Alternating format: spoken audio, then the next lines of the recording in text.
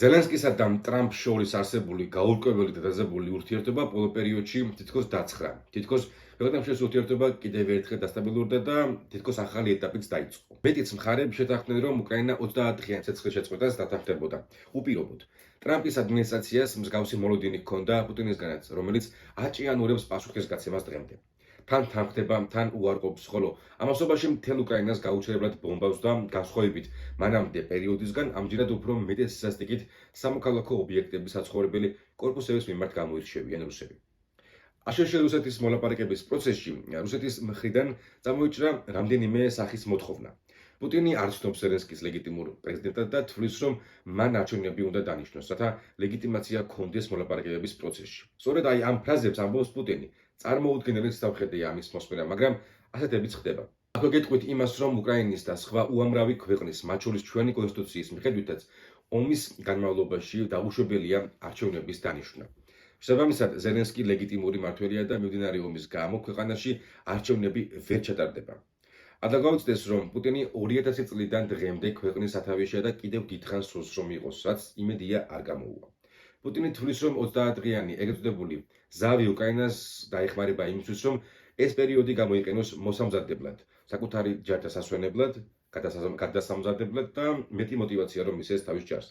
გარდა ამისა, ითხოვს ამ პერიოდში სრულად შეჩერდეს ნებისმიერი სახის უცხოური დახმარება უკრაინისთვის, მათ შორის აშშ-მ აღარ მიეწოდოს გადაზვერვა ინფორმაცია და იარაღი.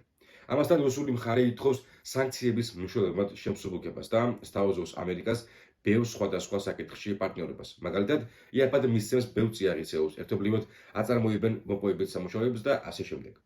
პუტინი სხვადასხვა მზაკრული პოზიციით, აზრთა თუ ქმედებით ცდილობს ცეცხლის-შეწყვეტის შეთანხმება არ შედგეს ან მაქსიმალურად გააჭიანუროს. მისი მიზანია, რომ ომი გაგრძელდეს, უკრაინამ დაკარგოს პარტნიორები და რუსეთმა ახალი ტერიტორიები მიიერთოს უკრაინის კაპიტულაციასთან ერთად. სწორედ ამიტომ პუტინი აყენებს ისეთ არარეალურ მოთხოვნებს, ისე შესრულებაც თვითონაც ვარაუდობს, რომ არ მოხდება. შესაბამისად, ომიც გაგრძელდება.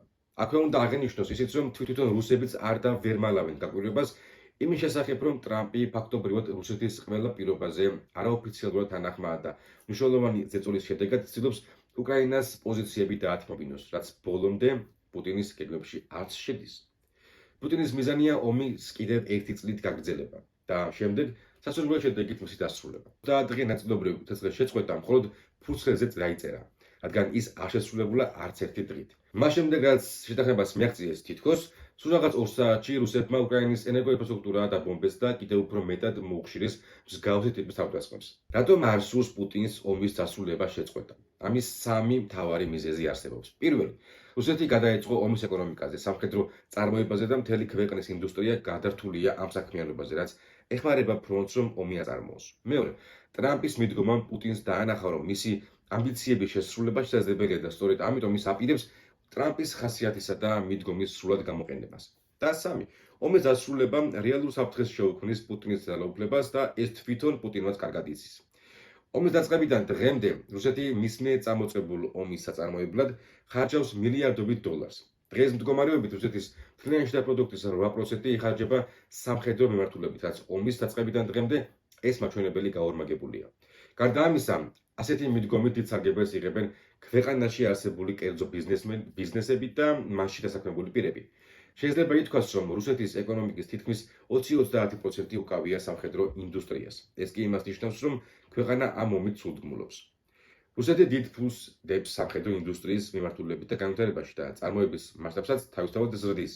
თუ ომის დაწყებამდე წამყვანი ქარხნები უფრო მეტად პეტერბურგისა და მოსკოვის გარშემო იყო თავმოყრილი, ომის დაწყების შემდეგ და უკრაინული დრონების შიშით საწარმოთა უმეტესობა ქვეყნის ცენტრში ან აღმოსავლეთის ნაწილში გადაიტანეს, რითაც ადგილობრივ მოსახლეობასაც ასაქმებენ და თან წარმოება შედარებით მეტად დაცულია უკრაინული დრონების შეტევისგან. რუსეთის ეროვნულ სტატისტიკას თუ გადავხედავთ, ვნახავთ, რომ უმუშევრობის ყველაზე დაბალი მაჩვენებელი სწორედ ახლა აქვთ. ეს არ ნიშნავს იმას, რომ ქვეყანა ყვავის და რეალური ეკონომიკა ვითარდება, არამედ ნიშნავს იმას, რომ სამხედრო ინდუსტრია მუშაობს. სამუშაო ძალა ომში კარგავს მუშაობის უნარს, ახალგაზრდობა წასულია ქვეყნიდან და რუსეთის ბიუჯეტში შესული თანხა არა განვითარებას ან მდგომარეობის გაუმჯობესებას, არამედ იარაღის საწარმოებლად გამოიყენება. აქვე გეტყვით იმასაც, რომ ომში წასვლის საგახსნოდ პირები იღებენ ერთჯერად ბონუსს და ყოველთვიურ ხელფასს. რაც თავისთავად ქმნის განცდას, რომ ქვეყანაში ეკონომიკა დუხს და თითქმის ყველა დასაქმებულია. ომში მონაწილეთა ოჯახებს გაუჩნდათ თანხა, რომელსაც ადგილობრივ ბაზარზე ხარჯავენ უმეტესად. შესაბამისად, დროებითი ეფექტის შედეგია ის, რომ ეკონომიკა თითქოს წინ მიიწევს, თუმცა ეს რეალობა არ არის.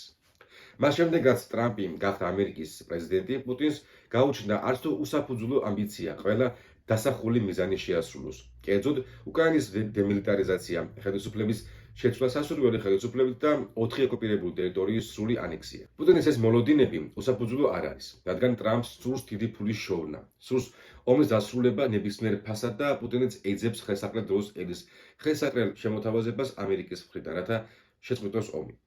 ხშირად მოისმენთ ისეთ ფრაზებს ტრამპისგან, რასაც პუტინისგან უფრო მოისმენთ ხოლმე და გამახსოვდებათ. მაგალითად, დასავლეთი არ უსმენს რუსეთს და არ ცდილობენ მასთან მოლაპარაკებით პრობლემის მოგვარებას. უკრაინა ნატოს წევრი ვერ გახდება. უკრაინას არ ექნება სამხედრო გარანტიები ამერიკისგან და ასე შემდეგ. ტრამპის ადმინისტრაციის წევრები მეტყველებენ ისე თითქოს ლავროვი საუბრობდეს მათ ნაცვლად. ლოგიკურია თუ პუტინს აქვს იმედი და მოლოდინი, რომ ტრამპის ხელით ყველა მის მიზანს მიაღწევს, თუნდაც 4-5 წლის შემდეგ ომის დაწყებიდან. ომის დასრულება პუტინის რეჟიმისთვის დიდი რისკია. ჯობს ჯარი მობილიზებული ყავდეს ფრონტზე და თავიანთი მიზნები შეასრულონ, ვიდრე ფრონტიდან უკან დააბრუნოს და მის რეჟიმს შეუქმნას რეალური საფრთხე. ამის კარგი მაგალითია პრიგოჟინი. პუტინმა კიდევ ერთი შეუსრულებელი და საწინააღმდეგო აზრი წარმოთქვა უკრაინაში გაეროს მეთვალყურეობითა და კონტროლით ჩატარდეს არჩევნები და გარდამავალ პერიოდში, სანამ ახალ მმართველს აირჩევს უკრაინელი ხალხი, გაერო იყოს ფორმალური მმართველის როლში. ეს აზრი მომენტალურად უარყო როგორც უკრაინამ, ასევე ტრამპის ადმინისტრაციამ და ხაზი გაუსვა იმ ფაქტს, რომ უკრაინელი ხალხი უკრაინის კონსტიტუციის მიხედვით იმოქმედებს. ამ მოლაპარაკებების პროცესში ტრამპის ადმინისტრაცია მაქსიმალურად ცდილობს ევროკავშირი არ ჩართოს, არ კითხოს აზრი და დამოუკიდებლად გადაწყვიტოს მიმდინარე ომის ბედი. ამ ქმედებით დიდი ალბათობით აშშ დაკარგავს სანდო პარტნიორის სტატუსს, რაც უდიდესი საჩუქარი იქნება პუტინისთვის, ირანისთვის და რაც თავარია ჩინეთისთვის.